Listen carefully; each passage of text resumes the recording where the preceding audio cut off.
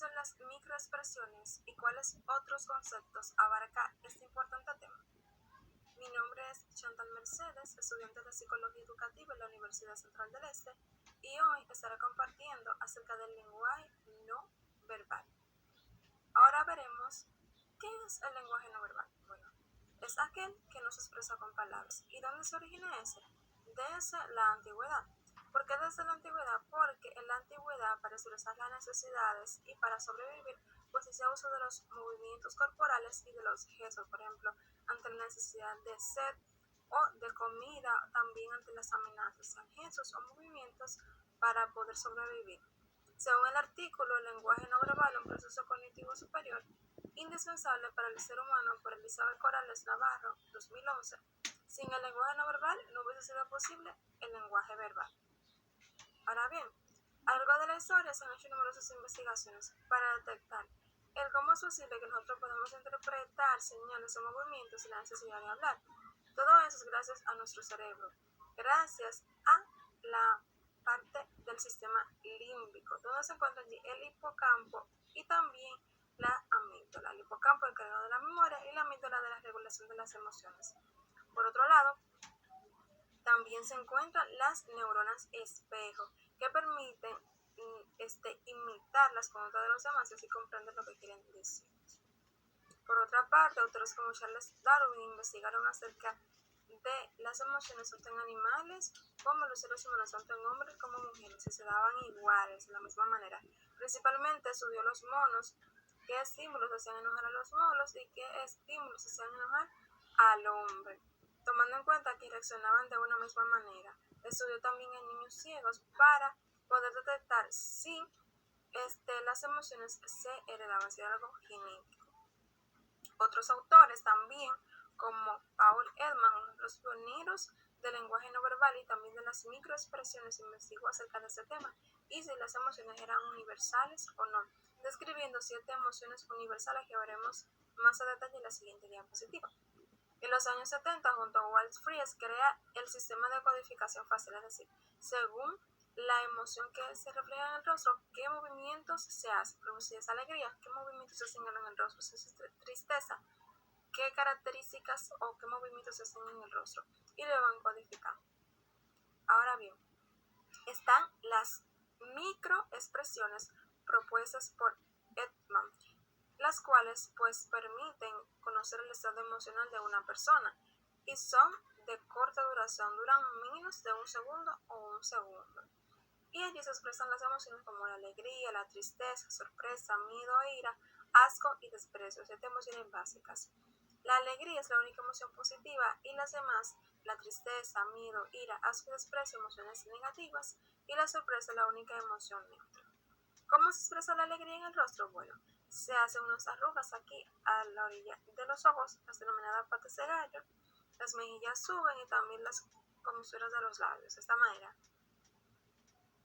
Suben los labios y también las aquí. En este caso no se me hicieron las patitas de gallo porque fue una sonrisa fingida. Y esa es la única emoción positiva. La tristeza, en cambio, nos permite nosotros reflejar nuestro estado emocional y que otra persona también pueda, pero cuando estamos tristes y darnos ánimo. Aquí en el rostro se refleja, las cejas suben arriba, esta parte de los labios cae y también la barbilla se eleva. De esta manera. Hay que identificar que en este caso no se me arrugó la frente. ¿Por qué? Porque es una tristeza fingida. En el caso de los niños suelen colocar este labio más adelante, de esta manera haciendo push-ups para que los padres o los familiares o alguien le dé lo que esos quieren, como una forma de manipulación. Por otro lado, también están las emociones de la sorpresa, miedo e ira. La sorpresa se expresa de la siguiente manera: se levantan las cejas, también los párpados y se deja caer la mandíbula, así. De esta manera. No se puede confundir la sorpresa con el miedo. En el miedo no se levantan las cejas, solamente los párpados y la mandíbula no cae en este caso. Lo vemos a continuación. En este caso, suben los párpados, las cejas se quedan igual y se tensan los labios. La ira, por otra parte, pues las cejas se juntan, también los párpados y la mandíbula se aprieta la mandíbula. En algunos casos también las personas suelen usar sus dientes o los labios bien afinados o apretados, como los perros cuando están enojados, también que pelan los dientes para cuando van a pelear con otros animales, pero algunos individuos también tienen esa reacción y muestran sus dientes cuando están enojados. Otras emociones también está el asco y el desprecio. El asco, podemos sentir asco ante situaciones, conductas, ante la apariencia de una persona o incluso una idea. El asco se manifiesta por arrugar la nariz y levantar el labio superior. En este caso no se me arruga la nariz. ¿Por qué? Porque es algo fingido. Y el asco pues nos permite saber cuando a alguien le agrada o no le agrada algo. El desprecio es mover los labios hacia un lado, mostrando un pequeño orificio. El desprecio junto con la ira y también el asco puede desencadenar lo que son conductas agresivas. Por eso es importante conocer ese tipo de emociones.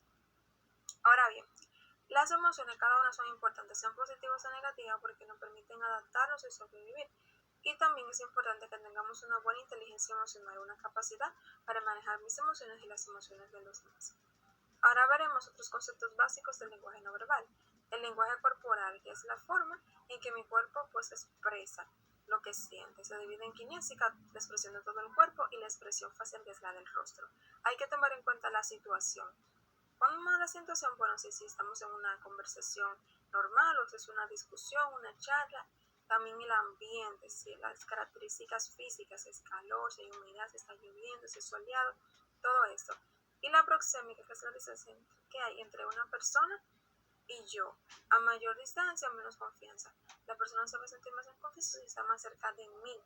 Ahora, si estamos en un autobús, pues la persona va a estar cerca, no necesariamente por confianza, sino por necesidad. Entonces también es importante tomar en cuenta el contexto.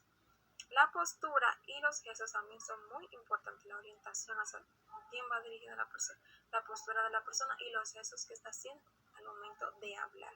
Porque puede que esos gestos no estén en coordinación con lo que está diciendo. Yo puedo decir que sí con la boca, puede estar diciendo que no con la cabeza. Es importante detectar todas estas señales. Las posturas alfa y beta. La postura alfa, quien guía, donde tenemos la mirada fija, el cuerpo erguido, y las posturas beta es todo lo contrario, la mirada hacia abajo y demás.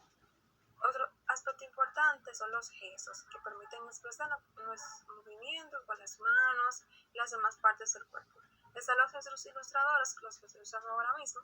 Por ejemplo, cuando estamos explicando algo, si está hablando de figuras geométricas, puede ser un cuadrado, puede ser un triángulo, o puede decir esta distancia corta, una distancia larga, para expresar y darme a entender mejor. También están los gestos manipuladores, adaptadores o pacificadores, que no son igual a los ilustradores porque reflejan la tensión que uno tiene en un momento. Por ejemplo, está en una situación y la persona empieza a agarrarse del cuello, una tensión, a rascarse la cabeza, duda, a arreglarse la ropa, a tocarse la nariz, la boca y demás. Son esos manipuladores o adaptadores o pacificadores. También están los micropicores y microcaricias, que son las que se hacen con la punta de los dedos. Y debemos de tomar en cuenta también el significado cultural de los gestos. ¿Por qué? Porque no es lo mismo un gesto que yo haga aquí en República Dominicana que haga en otro lugar del mundo, porque puede tener un significado diferente. Por eso la importancia de estudiar el lenguaje corporal y también el significado de los gestos. También otro aspecto sumamente importante es el paralenguaje, las características de la voz, la intensidad, la entonación, el timbre, la modulación, la pronunciación, las pausas que hago al hablar, el tartamudeo también. Todos esos son aspectos importantes para el lenguaje que componen también el lenguaje no verbal. Otro aspecto a destacar es Trajan en 1958, que fue el primero en interesarse por el paralenguaje. Lo dividió en dos, el tipo de voz y la cualidad de la voz. El tipo de voz va a ser según la edad de la persona o el lugar de origen y el sexo, y la cualidad de la voz, es decir, el tono, la resonancia, si está llorando, si está riendo, según la intensidad y también el tono y la expresión, o según los sonidos de acompañamiento como las pausas de silencio. Ahora, ¿por qué es útil o en qué es útil? Bueno, el lenguaje corporal es muy útil, por ejemplo, en momentos en que uno no puede expresar con palabras y también nos permite darnos a entender de forma más clara cuando estamos hablando, cuando estamos expresando algo. También es útil en aquella persona que no tiene la capacidad de hablar, que son mudas o sordas, que permite comunicarnos con esa persona y así tener una comunicación más efectiva y establecer mejores relaciones interpersonales. Se utiliza el lenguaje no verbal en las áreas como la medicina, para ganar la confianza de los pacientes. Allí el médico puede ver reflejado en el rostro del paciente, pues su malestar también. Los abogados usan la estilometría, que es la capacidad para examinar la exactitud y fiabilidad de lo que dice el cliente. Los maestros utilizan el lenguaje corporal para detectar el estado de ánimo de sus estudiantes, y los vendedores para persuadir a los clientes, los actores para hacer dramatizaciones, los psicólogos para evaluar e interpretar la conducta de un paciente y también ganarse su confianza. En resumen, hemos visto pues que este lenguaje no verbal es el que nos expresa con palabras y que se da gracias a pues nuestro cerebro, la capacidad que tiene de poder interpretar esas señales y gracias también a las neuronas espejo. Autores como Charles Darwin y Edman investigaron acerca de ese importante tema. Edman pues divide las emociones en 7 que son universales e innatas, y otro aspecto importante del paralenguaje son la kinestésica y también es de la postura y los gestos.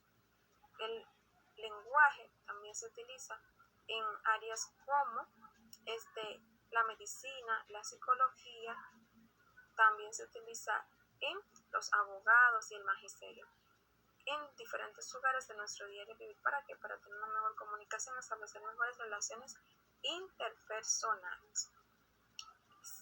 ¿Cuánto? Hasta aquí culmino con esta frase que dice: el principal fin de la manipulación de la apariencia es la autopresentación, que indica que cómo se ve a sí mismo el que se presenta y cómo le gustaría ser tratado. La bibliografía. Muchas gracias por su atención.